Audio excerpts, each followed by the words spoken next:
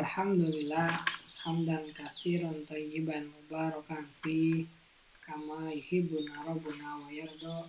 Asyhadu an la ilaha illallah wahdahu la syarikalah wa asyhadu anna Muhammadan abduhu wa rasuluhu alladzi la nabiyya ba'da amma ba'd. Kita lanjutkan pembacaan Taisir Karimir Rahman fi Tafsir Kalamil Manan yang ditulis oleh Syekh Abdurrahman bin Nasir As-Sa'di. Masuk pada tafsir surat An-Nisa ayat yang ketiga sampai ayat yang keempat. Ayat yang ketiga, A'udzubillahi minasyaitonirrajim. Wa in khiftum alla tuqsitu fil yatama fankihu ma taba lakum minan nisa'i mathna wa thulatha wa ruba'. Fa in khiftum alla ta'dilu fawahidatan aw ma malakat aymanukum dzalika adna alla ta'ulu.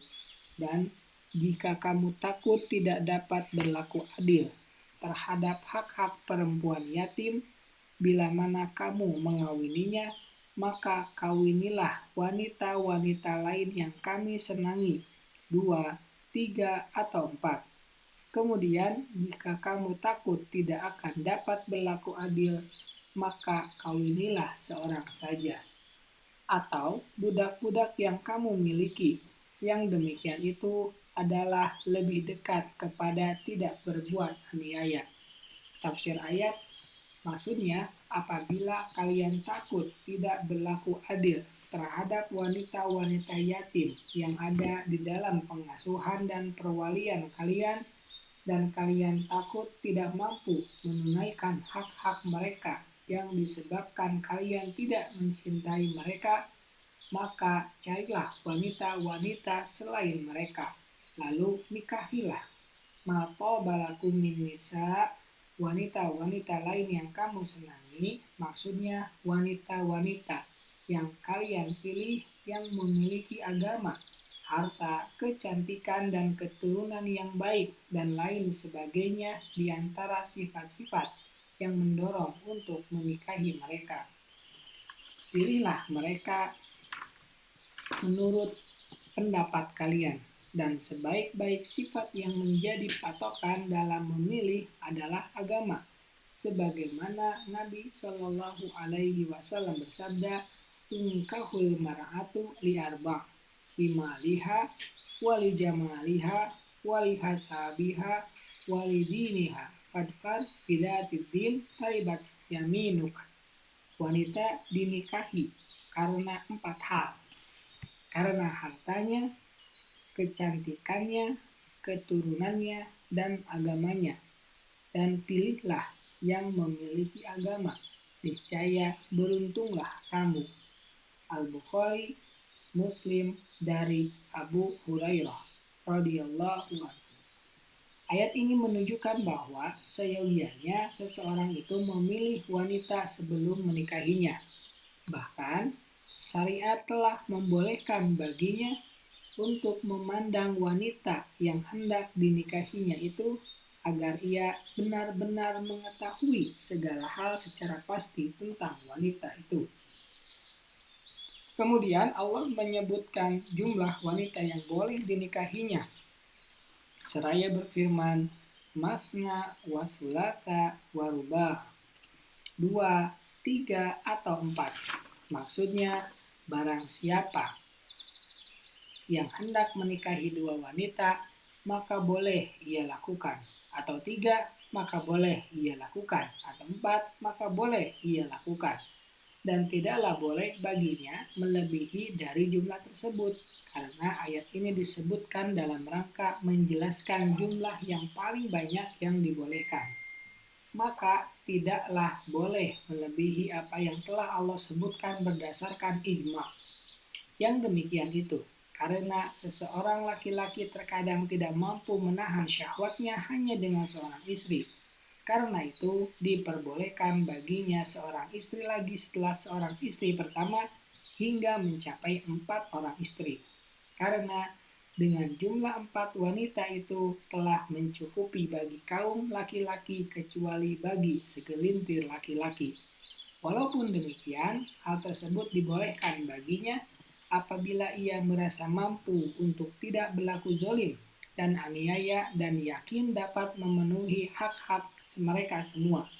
Namun, apabila ia takut dari hal-hal tersebut, maka sebaiknya ia mencukupi hanya dengan seorang istri saja atau dengan hanya budak wanitanya. Karena itu, ia tidak wajib untuk membagi malam bagi budak wanitanya tersebut. Zalika, yang demikian itu, yaitu mencukupkan hanya dengan seorang istri atau dengan budak wanita. Adna Allah ta'mulu adalah lebih dekat kepada tidak berbuat aniaya, yaitu berbuat zalim. Ini menunjukkan bahwa seorang hamba yang menghadapkan dirinya kepada suatu perkara yang ditakuti bahwa ia akan melakukan kezaliman, aniaya, dan tidak menunaikan kewajiban, walaupun perkara itu adalah suatu yang mubah, maka seyogianya ia tidak melakukan hal itu. Akan tetapi, ia harus konsisten terhadap hal yang baik dan selamat, karena sesungguhnya sebaik-baik perkara yang diberikan kepada seorang hamba itu adalah selamat. Ayat yang keempat, wa atun nisaa shadaqatihinna nikhlah. Fa in dibna lakum an syai'in fa inhu nafsan fakuluhu hani'am mari'a. Berikanlah mas kawin mahar kepada wanita yang kamu nikahi sebagai pemberian dengan penuh kerelaan. Kemudian jika mereka menyerahkan kepada kamu sebagian dari mas kawin itu dengan senang hati, maka makanlah, ambillah pemberian itu sebagai makanan yang sedang lagi baik akibatnya. Tafsir ayat 4. Dan karena banyak orang-orang laki-laki menzalimi para wanita dan menindas hak-hak mereka, khususnya mahar yang berjumlah banyak yang diberikan dalam satu pemberian saja hingga memberatkan suami untuk menyerahkannya kepada istri. Maka Allah memerintahkan dan menganjurkan kepada para suami untuk memberikan kepada istri-istri saduqatihinna, mas kawin kepada wanita yang kamu nikahi, yaitu mahar-mahar mereka, nihlah, sebagai pemberian dengan penuh kerelaan. Maksudnya dari kelapangan dada dan ketenangan jiwa. Janganlah kalian menzalimi mereka dan berlaku curang sedikit pun pada mahar tersebut. Ayat ini menunjukkan bahwa mahar itu diberikan kepada istri apabila ia telah menjadi wanita mukallaf dan bahwa mahar tersebut telah menjadi hak miliknya dengan adanya akad nikah karena suami telah memberikannya kepada istrinya, dan pemberian itu menunjukkan kepemilikan.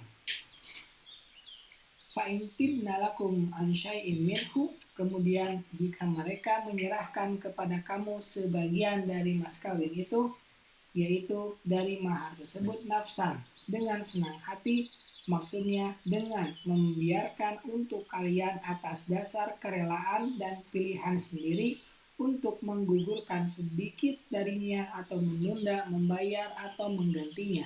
Fakuluhu hani'am mari'a, maka makanlah, ambillah pemberian itu sebagai makanan yang sedap lagi baik akibatnya. Artinya tidak ada dosa atas kalian dalam hal itu dan tidak pula tanggung jawab. Ayat ini adalah dalil yang menunjukkan bahwa seorang istri boleh membelanjakan hartanya sendiri hingga untuk sumbangan sekalipun apabila ia telah dewasa.